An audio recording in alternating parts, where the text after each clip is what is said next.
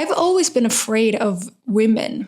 This is not in like a dramatic way. I don't cross the street when I see another woman walking toward me, but I've spent an absurdly large proportion of my life trying to get other women to like me. Today I have an episode that is really scary to share and very personal.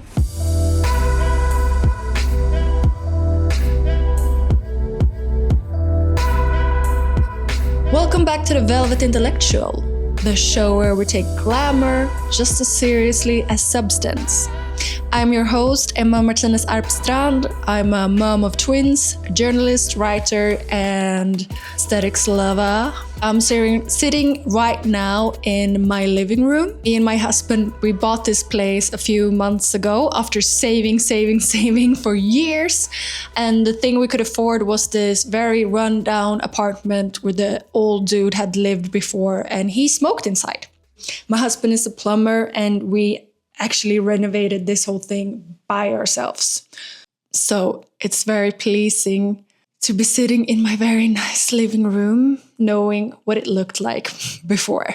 Today, we're going to be talking about something that I've genuinely never said out loud before. Never said it out loud before this episode. And it's very uncomfortable because what I'm about to say might make me sound like a bad feminist, like I'm betraying the sisterhood. And I take the sisterhood very seriously, so that's why I think we also need to call it out. If we don't call things out and see them for what they are, then we can't make any progress either. So yeah, I'm going to be talking about why I am afraid of women, but also why judgment from other women as a woman can feel so much more painful than a judgment from a man. If you're heterosexual, like me, I'm sure this applies to whatever gender or however you identify yourself. We all have people who can get into our brains easierly than others. Here's the realization that hit me recently. I am searching for other women's approval constantly. I have weighed my self-worth against how other women might perceive me.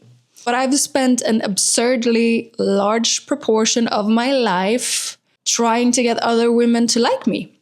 And here's the other part that's even harder to admit. And that is that it's other women that have hurt me the most in my life. Sure, men have treated me bad and I've got my heart broken more than a few times.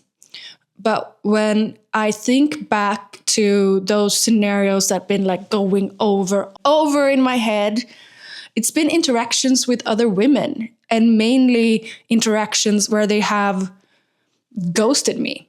I feel like a traitor when I say this, like a traitor of the sisterhood. Like I wasn't allowed to say these feelings and acknowledge this.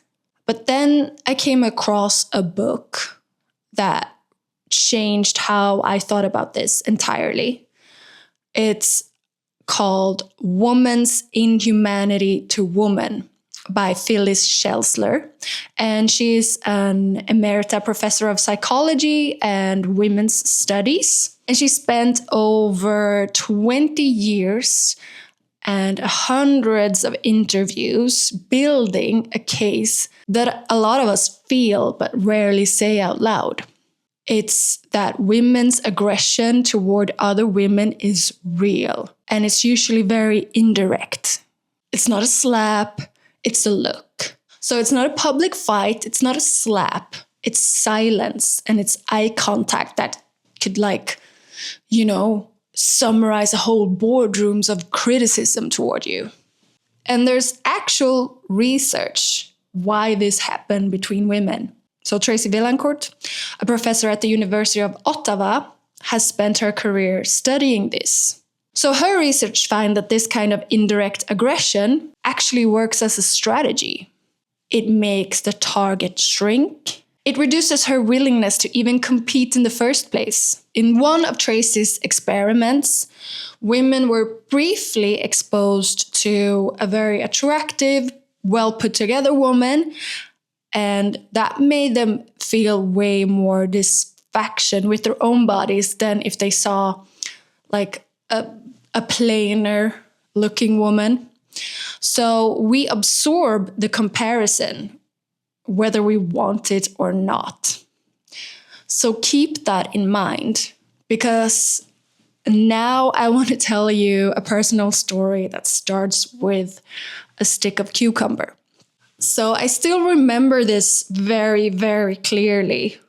So I've never been the skinny girl, and I've always felt like larger than everyone else. I know some people are probably looking at this now and thinking, what the fuck is she talking about? But I grew tall very fast. And so I've always felt big. And there's this stereotypical thing about like women should be like petite and that's, we're all different. But you always want what you don't have, right? You always, like, if you have curly hair, you want straight hair. If you're tall, you want to be shorter. And if you're short, you want to be tall. Like, we're never satisfied. So I remember this very clearly. It's like one of those moments that really got ingrained in my soul. So I was like maybe 9 or 10. And me and my family, we were visiting some extended family. The woman in that family, she had chopped up some cucumber, some celery sticks. So she made vegetables and dip. I was taking, cucumber or carrots after carrot. And then I just remember looking up and I caught that eye of hers. And she just looked at me with this like disgust. I'm sure you've all experienced that look in your life. So I put the cucumber stick back. And I was 9 years old and I already knew what that look meant. So here's the strange part. Like, I've never been especially afraid of men's judgment. Men has always been pretty fairly easy to read. They either like you or they don't. Women, though, I feel women can change the temperature of an entire room with one look. They can make you replay a dinner party conversation for 3 weeks. At least that's happened to me. They can also make you feel like you're taking up too much space, even though you say maybe absolutely nothing at all. And because I admire women so deeply, their judgments have always weighed the heaviest. And this is a pattern that has repeated itself my entire life. I get that look from a younger woman, an older woman, anyone, and I retreat, I shrink. And here's the thing, like when you're a woman, you learn very, very early to be extremely good at reading other people's signals. It's almost like a superpower, but it's also a curse.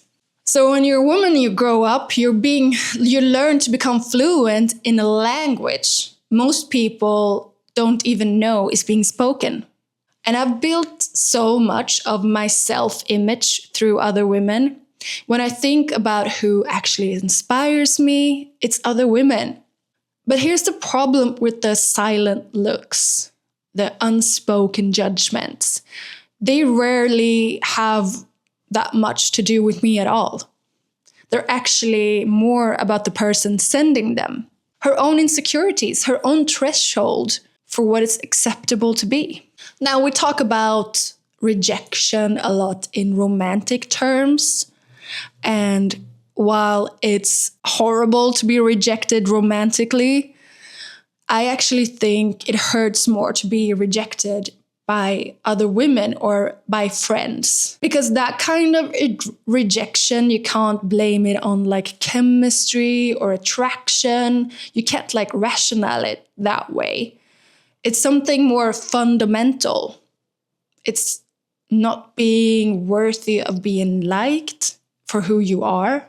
And my entire adult life, I've tried to get women to like me and to not feel threatened by me and not to be scared of me. So I've shrunk myself and I have taken up less space than I probably should have. And it's taking me more than 30 years to understand one simple thing like that. So why does this specific kind of judgment cut so much deeper? So there's a theory from 1954 that explains a huge part of this.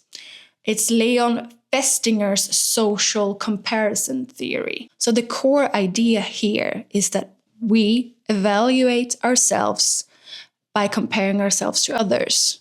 And that comparison feels most threatening, not with people who are wildly different from us, but with people who are most similar to us. So this is why it hurts way more for me, maybe for you too, when we get criticism from people we compare ourselves to or that we feel are alike. Because in this case, the other woman is an actual mirror. So this is just not psychological, it's actually physiological too. There is a landmark 2003 study by Naomi Eisenberg that used brain imaging to look at social rejection. She found that the same region in the brain that processes physical pain, the anterior cingulate cortex, don't quote me on that, lights up during social exclusion.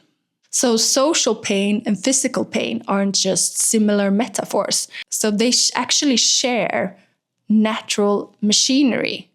And in a follow-up study, people who took Tylenol daily for 3 weeks reported measurably fewer feelings of hurt than people who were on placebo. So let that sink in for a second. A headache medication measurably soften the pain of feeling excluded. That's how real these feelings are in the body, not just in the mind. So there's one thing that's really good to keep in mind here, though, is that Vaillancourt's research is primarily done through an evolutionary lens, which means women competing with other women for status, for mates, essentially.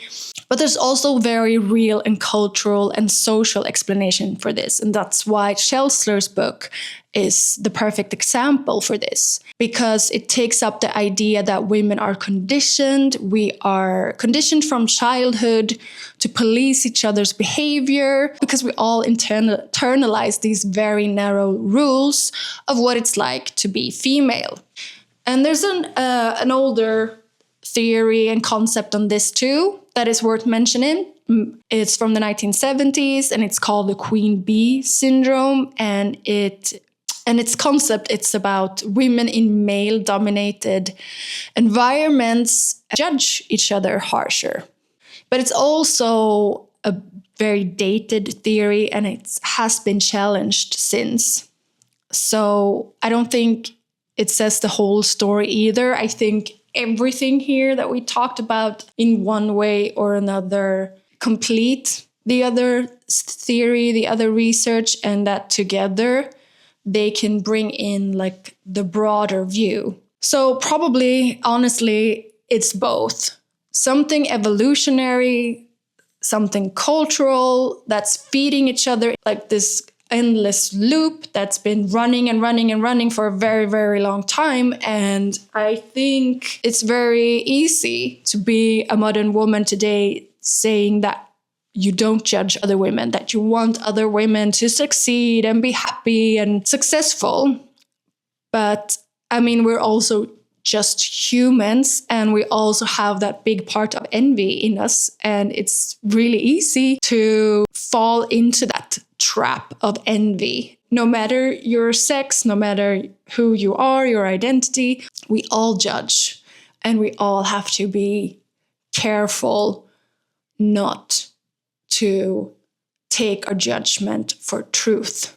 So here's where I've landed, at least for now, that the fear is real, cucumber stick and all, but it was never actually about me. It was a mirror for whoever was looking.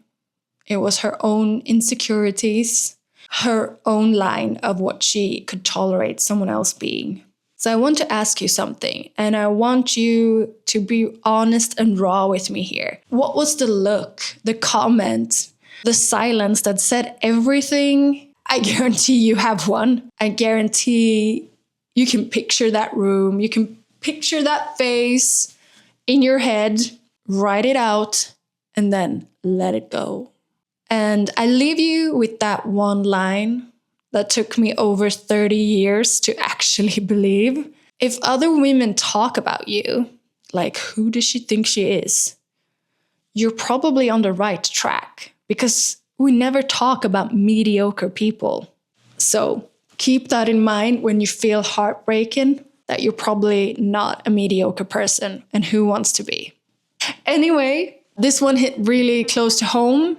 Felt very vulnerable here, and I hope that this resonated with you. Share it with another woman or another person, another human being that you think needs to hear this. And I'll see you again next Monday. So like, subscribe, and share. Thank you for tuning in to the Velvet Intellectual. Bye!